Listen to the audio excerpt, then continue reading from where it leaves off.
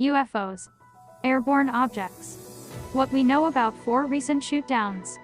US fighter jets have shot down 4 high-altitude objects this month, including the first instance in which the North American Aerospace Defense Command has taken kinetic action against an airborne object in US airspace over NORAD's nearly 65-year existence, according to Commanding Officer Gen. Glenn Van Herk. The shootdowns came in steady succession over the weekend, after alarms were raised in early February over an object that the US said was a surveillance balloon deployed by China. China has accused the US of flying its own spy balloons over China, a claim rejected by Secretary of State Antony Blinken. "We do not send spy balloons over China, period," Blinken told NPR's Morning Edition. With the other recently downed objects yet to be publicly identified, speculation has included questions of whether they might be alien UFOs. Congressional lawmakers are also asking questions about the objects shot down over the weekend. The Senate will hold a classified briefing with members on Tuesday. No sign of alien activity, the White House says. There is no indication of aliens or extraterrestrial activity with these recent takedowns, White House Press Secretary Karine Jean-Pierre said at Monday's daily press briefing. John Kirby, a spokesperson for the National Security Council, told reporters that all manner of innocuous craft can fly at the same altitudes.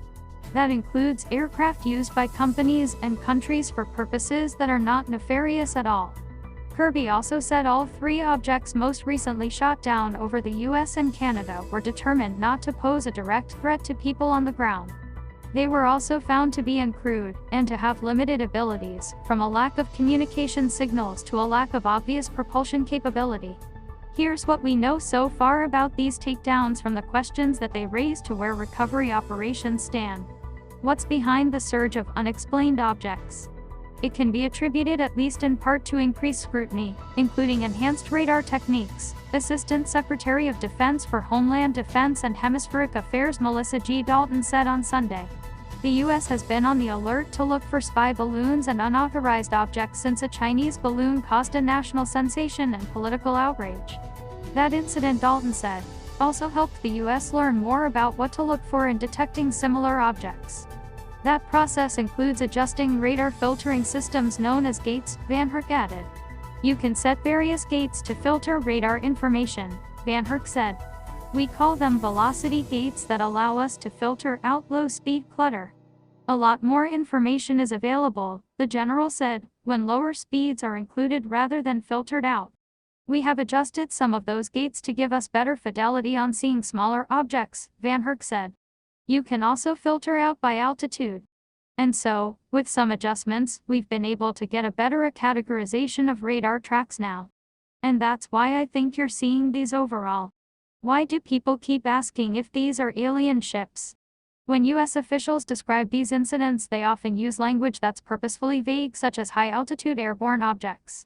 It's an attempt to be accurate while still reporting preliminary data. But the approach can be intriguing, and it also provokes public speculation.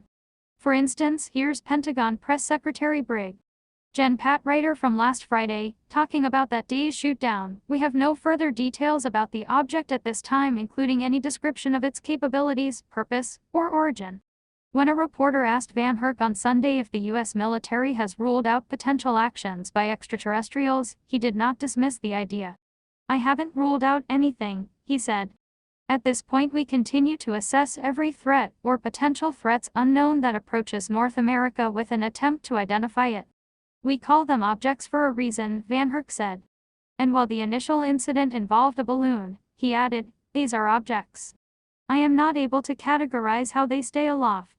It could be a gaseous type of balloon inside a structure, or it could be some type of a propulsion system. But clearly, they're able to stay aloft.